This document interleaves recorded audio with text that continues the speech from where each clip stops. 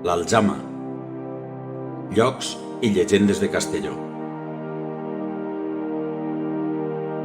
L'edifici de Correus. Llegenda: Els ocupes de Correus, de José Luis Guillamón Arnau.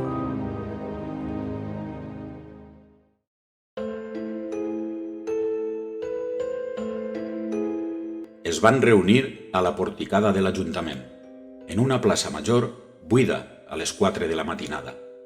«Per què ens has convocat, Joan?» «Ho he trobat, Carles». «De què parles?», va preguntar Anna. «A tots ens han fet fora de les nostres cases amb les reformes. A mi, de l'Hotel Suïsso de la Porta del Sol. A tu, Carles, del Palau de Justícia, en Borrull. A tu, Mila, de l'edifici de la Vieta, on estava el Jockey i el Dragón d'Oro. A tu, Ferran, Pal», el va tallar Desi. «Això ja ho sabem. Al gra. L'edifici de Correus està buit. Us propose ocupar-lo aquesta mateixa nit, abans que facin obres. Contra un van poder, contra 6 no podran».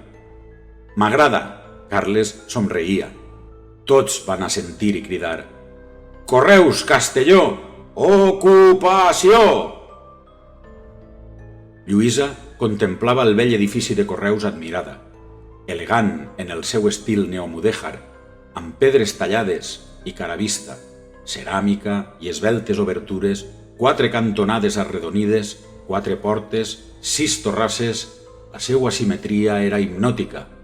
Venia de València, no coneixia l'edifici, però sí que el disseny de Demetrio Ribes, qui també havia projectat l'estació del nord de València, havia estat acabat per l'arquitecte local Joaquín Dicenta Vilaplana en 1932. Encara es podien veure els castells d'or emmerlentats de l'escut republicà als costats de la porta principal, amb un llaç tricolor que els franquistes no van veure. La Generalitat havia comprat l'edifici per a dedicar-lo a investigació, i a Lluïsa, funcionària de la Conselleria d'Hisenda, li tocava revisar-lo per a certificar el seu estat, davant una futura rehabilitació que conciliara valor històric i pròxima utilitat. L'acompanyava Pep Puig, un jove funcionari castellonenc. Lluïsa tenia les claus de l'entrada de l'Avinguda del Rei. Va obrir el cadenat de la reixa i després la porta de fusta. Pep va accionar l'interruptor de la llum sense èxit. «Encara no paguem la factura», va dir Lluïsa.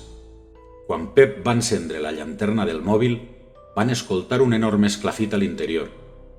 A Pep quasi li va caure el dispositiu, mentre Lluïsa cridava: «Què ha sigut això?» «Ni idea».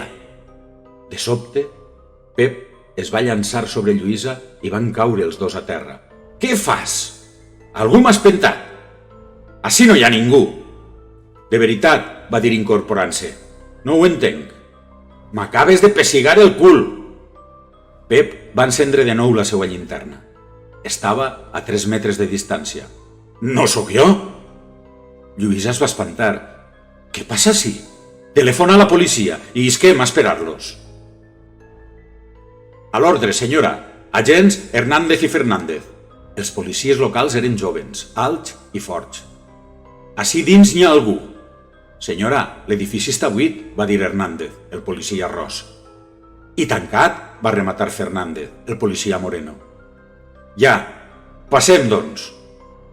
L'edifici estava en un silenci inquietant, però aquesta vegada no van escoltar ni sentir res en penetrar, així que van avançar i obrir una porta interior darrere de la qual es van trobar amb l'antic vestíbul d'atenció al públic, amb els seus espectaculars panells de fusta i vidre translúcid que pujaven fins al sostre de ferro i vidre decorat.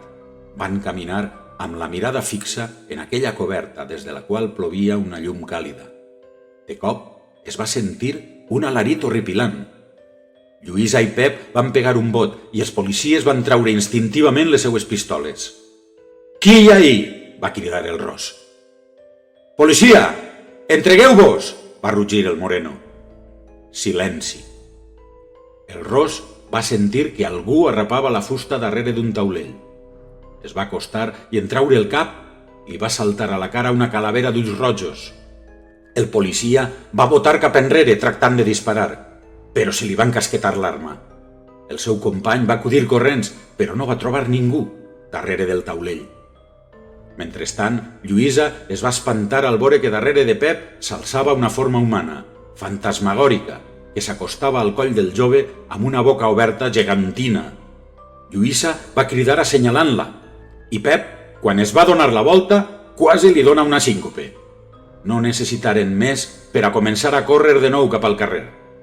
Els policies, en girar-se per veure el que passava, es van topetar de front amb 6 fantasmes vestits de carters de diverses èpoques.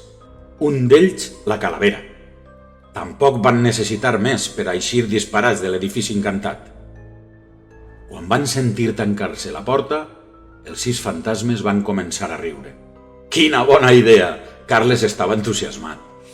Els vaig trobar en el pis superior, on s'informava que són uniformes de carters de 1934, 1973, 1982, 1992, 1999 i 2005, va explicar Joan. La calavera de Basar xinès també ha sigut bona idea. Us ho vaig dir, contra 6 no podran. Correus Castelló, ocupació! Fora, els 4 pantaixaven i es miraven sense saber què fer. No puc anar als meus superiors amb un conte de fantasmes. I nosaltres menys encara, afegien a l'uníson els policies. Tinc la solució, va apuntar Pep. La meua tia Sole és curandera i parla més morts. Però Pep, tu creus en eixes coses? Es va indignar Lluïsa. Pep, Hernández i Fernández la van mirar amb els ulls molt oberts. Val, va sospirar resignada. Pep va traure el seu mòbil. 30 minuts després, la tia Sole va aparcar el seu Twingo damunt la vorera. Pesava aproximadament 160 quilos. Però, amb sorprenent agilitat, va eixir del vehicle i es va plantar davant el quartet. Supose que no em multaran. La seua veu era potent. El meu nebot Pep, li va arrear 2 sonoros besos en les galtes, m'ha explicat el problema. Anem! Lluïsa va obrir per tercera vegada aquella porta. Entrem, va dir la tia. Però el quartet es va quedar clavat en el forat de la porta. La mèdium, sense mirar arrere, es va endinsar en la foscor. Els altres, si esperaven crits, colps o coses terrorífiques, es van emportar un desengany. En canvi, la van escoltar parlar, així que Pep va entrar, obrir la porta del vestíbul i traure el cap. De seguida, 3 caps més es van sumar a l'escorcoll. La tia Sole, dreta enmig del vestíbul, parlava al buit. Gesticulava, negava amb el cap, afirmava. De sobte, els va mirar i es va acostar. Són 6 ocupes! En veure les cares d'estupor es va explicar. Fantasmes ocupes, morts, que encara estan entre 2 mons, que habitaven uns altres edificis, però al ser expulsats d'ells per grans reformes, han ocupat aquest i no estan disposats a deixar-se desallotjar novament. Tenen un lema: Correus Castelló, ocupació! He negociat amb ells i estan disposats a signar la pau si prometeu deixar l'edifici cada nit. Durant el dia, ells es refugiaran als pinacles, on mai pujaran vostès. Ho prometen? Alguna vegada caldrà... Innegociable! En cas contrari, ells tenen tota l'eternitat. Val, promès. La tia Sole va tornar sobre els seus passos i va fer un gest d'okei. Un crit col·lectiu va eixir de tots els llocs i de cap lloc alhora. Sí!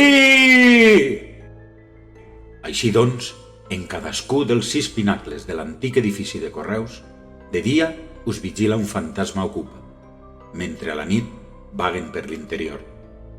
Diuen que si tires una carta en les antigues bústies de la cantonada posterior de l'edifici, dirigida a una persona morta, la carta arribarà a la seva destinació.